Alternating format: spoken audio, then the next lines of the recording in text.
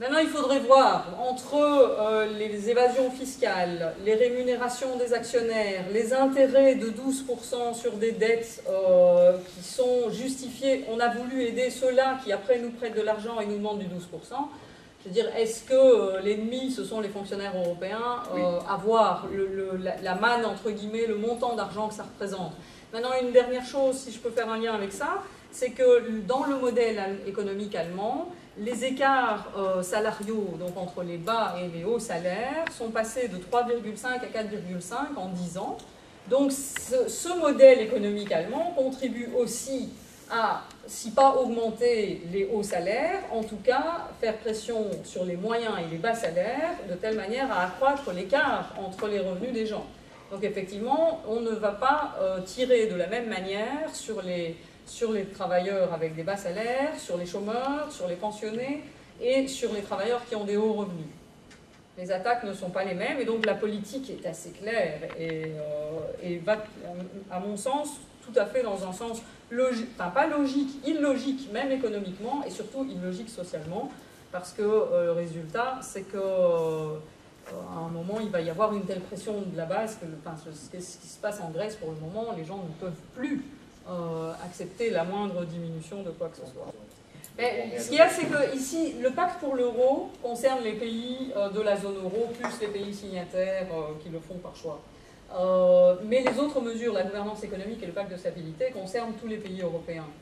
Le semestre européen aussi. Donc je pense que les mécanismes sont identiques. Maintenant, après, là, je vous ai à la limite invité un économiste pour savoir exactement les mécanismes monétaires, et donc est-ce que c'était une bonne ou une mauvaise chose de rentrer dans la zone, enfin d'avoir une monnaie unique, et quel est l'impact sur les travailleurs. En tout cas, aujourd'hui, dans la manière dont c'est mené, c'est une des justifications pour faire pression encore sur les travailleurs. Dans le pacte de compétitivité, les États membres prendront comme référence les pays les plus performants, qu'il s'agisse des pays européens ou des principaux partenaires commerciaux comparables.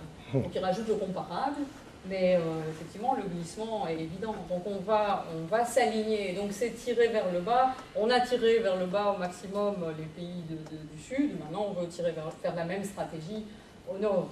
Et maintenant je ne suis pas défaitiste, sinon je ne serais pas là. Donc je pense qu'il y a tout à fait une possibilité de se sortir de ce système-là. On a une certaine logique, il y a d'autres logiques possibles. Mais l'histoire, c'est qu'évidemment, elles ne viendront pas de ceux qui décident. Ça ont intérêt à décider ça. Et non seulement ils ne sont pas touchés, mais c'est pire que ça. Ils profitent de ça pour justifier. Donc c'est Naomi Klein, pour ceux qui connaissent, qui a écrit le bouquin La stratégie du choc, et qui dit qu'en fait, on utilise maintenant cette stratégie du choc. On fait un grand tremblement de terre, quelque chose qui traumatise bien tout le monde, et après tout le monde est prêt à accepter n'importe quoi parce que le truc a été tel, un électrochoc en fait. Et cet électrochoc, ça a été la crise financière. Et alors après, au lieu d'en tirer les conclusions et de... Oui, bien sûr, il y a d'autres chocs. Mais donc, au lieu d'en tirer les conclusions et de se dire, puisque c'est comme ça, on ne va pas reproduire. Et donc, on va, comme on nous le disait, en début 2009, on va réguler la finance, on va ceci, on va cela. Personne n'a jamais dit qu'il fallait monter les salaires. Pourtant, une des causes de la crise, c'était ça, notamment, c'était les salaires, notamment des travailleurs pauvres aux États-Unis. Donc, si on contribue à lutter contre les injustices sociales, on contribue à éviter qu'une nouvelle crise se produise. Mais pour ça, il faut fondamentalement questionner le modèle économique. Et ce n'est pas du tout comme ça qu'il est basé aujourd'hui. Et donc, pour l'instant, le modèle économique est basé à besoin d'inégalité sociale. Il a besoin de gens qui acceptent de travailler dans des conditions exécrables. Il a besoin de pauvres et il a besoin de riches pour acheter ce que les pauvres ont produit. Et donc, et si les riches ne sont plus suffisamment riches pour acheter, on leur prête de l'argent, et c'est le mécanisme du crédit. Donc le crédit est un des mécanismes de maintien ou de réponse à la faiblesse de la consommation, en fait. Donc on pousse les gens à acheter, même ceux qui ne peuvent pas acheter, parce qu'ils ont des salaires trop bas, mais c'est pas grave, on leur prête. Mais évidemment, c'est pas un prêt gratuit, c'est un prêt qui coûte, et donc avec des intérêts à rembourser. À un moment, les gens se trouvent complètement étranglés. Et à ce moment-là, le système économique explose. Et au lieu d'en tirer les conclusions et de faire autre chose, on renforce ces mécanismes-là. Mais donc, je pense que j'ai déjà suffisamment expliqué la tendance de pression à la baisse sur les salaires, donc avec notamment cet œil européen sur le mécanisme d'indexation des salaires, mais également ce souci d'aligner les augmentations salariales au gain de productivité. Il faut savoir, je l'ai dit tout à l'heure, que 70% de l'économie européenne est basée sur les services, Et que les services, la productivité n'augmente pas du tout comme dans le secteur industriel ou secondaire en fait. C'est pas des machines, on est face à des êtres humains qui rendent des services. Enfin, il y a aussi des machines, mais la part est moindre et donc les accroissements de productivité sont beaucoup moins grands. Donc ça veut dire des accroissements de salaire beaucoup moins élevés et pas du tout fonction du pouvoir d'achat et de la capacité d'acheter notamment le fameux panier de la ménagère, voilà, le principe de l'indexation des salaires. Donc l'idée c'est d'avoir un tableau comparatif entre les différents pays européens avec notamment la dette de chaque gouvernement mais aussi le coût unitaire de main-d'œuvre. Et donc le pays qui aurait un coût unitaire de main-d'œuvre trop élevé par rapport aux autres se verrait sanctionné parce qu'il serait potentiellement en déséquilibre macroéconomique, parce qu'il ne pourra pas vendre sa production, parce qu'il a un coût trop élevé. Donc il pourra être sanctionné. Ça, c'est le projet de gouvernance économique. Donc diminution des salaires, stagnation, si pas suppression des salaires minimums aussi. Alors, au niveau de la sécurité d'emploi, c'est tout vers la flexibilité et pas la sécurité dont vous parliez tout à l'heure, et donc la précarisation, ça se voit très fort dans le modèle économique allemand, avec un maximum de création d'emplois intérimaires, d'emplois à temps partiel. Et alors, il y a une phrase dans le premier projet de pacte de compétitivité, je ne pense pas que je l'ai noté ici, mais qui stigmatise clairement les contrats à durée indéterminée, en disant qu'il y a une surprotection liées au contrat à durée indéterminée. Donc là, on touche notamment au mécanisme de préavis. Enfin, ça fait référence à tous les combats que vous avez menés, notamment par rapport aux questions de l'accord interprofessionnel. Et donc, selon ces décideurs ou ces instances européennes, un contrat à durée indéterminée, on n'est pas en train de parler d'un contrat de la fonction publique. Hein. Un contrat à durée indéterminée dans le privé, c'est surprotégé. Il faut que le travailleur puisse partir et venir, enfin surtout que le patron puisse le virer beaucoup plus facilement.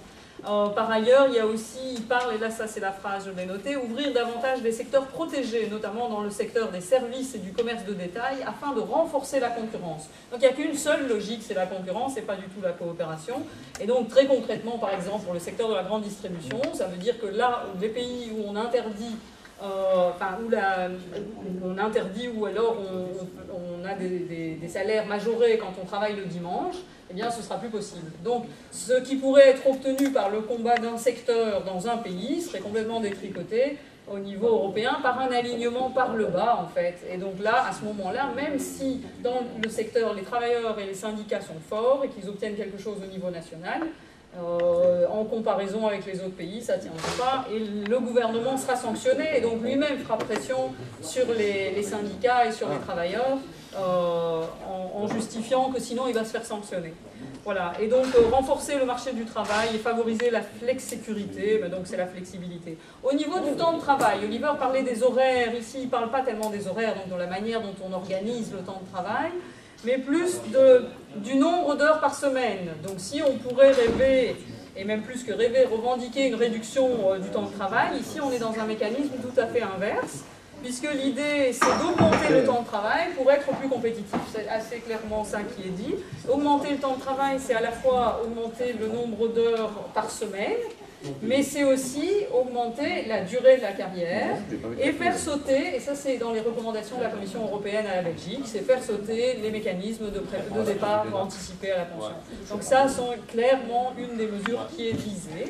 Et leur principe c'est de se dire, grâce à la médecine, au progrès, machin, l'espérance de vie s'est allongée, et bien nous allons allonger le temps de travail en fonction de l'espérance de vie, sans tenir compte de chiffres qui existent pourtant, qui prouvent que un travailleur ouvrier a une espérance de vie de 10 ans plus courte qu'un travailleur employé ou cadre.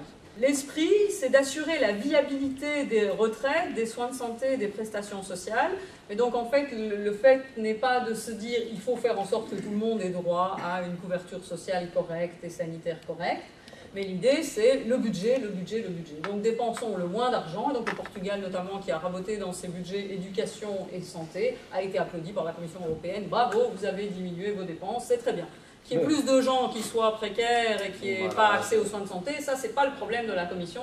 Elle a une seule manière de juger les choses.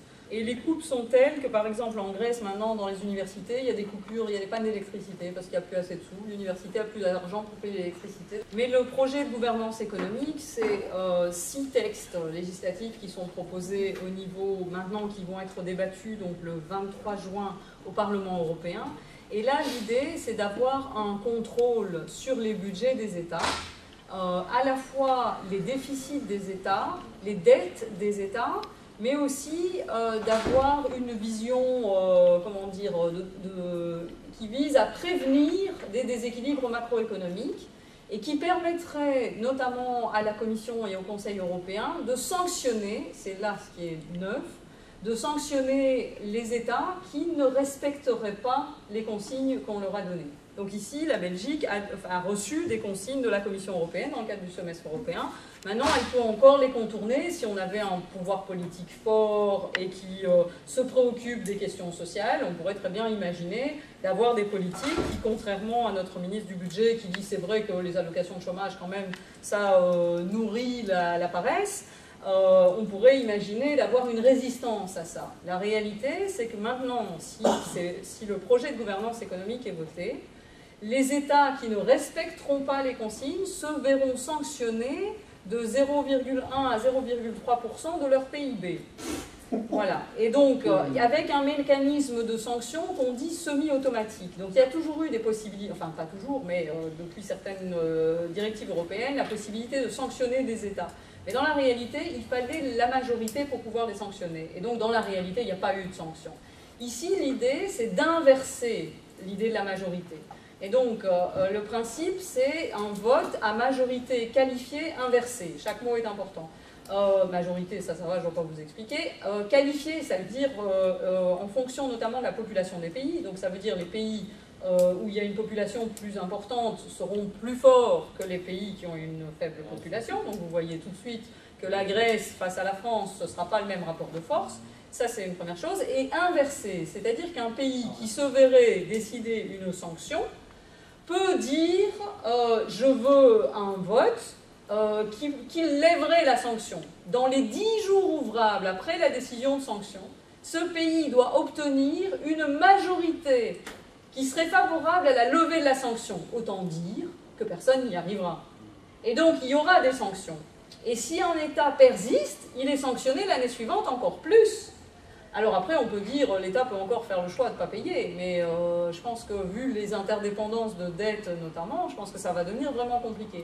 Donc il y a aussi une grosse question en termes de démocratie ou de déni démocratique, puisque quel que soit le résultat des élections nationales, vous aurez voté à droite, à gauche, à extrême droite, à extrême gauche, de toute façon, le gouvernement en place sera pieds et poings liés, il n'aura qu'un point de mire, diminuer les dépenses publiques. On ne parle pas d'accroître les recettes, hein. On ne parle pas de ça, hein.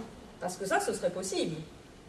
Mais ça, on n'en parle pas. On parle de diminuer les recettes. Et quand on parle de diminuer les recettes, les services publics sont évidemment les premiers visés. Donc diminuer les dépenses. Et donc ça veut dire notamment que tout ce qui est accroissement qu'on aurait pu imaginer ou investissement dans le domaine des services publics on va justifier de ne pas les faire en disant, ben voilà, on est obligé de serrer la ceinture, voire même, en allant plus loin, de privatiser les services publics. On vend la Grèce, et apparemment, ils envisagent même de créer une commission externe au gouvernement grec qui va vendre tous les avoirs publics de la Grèce.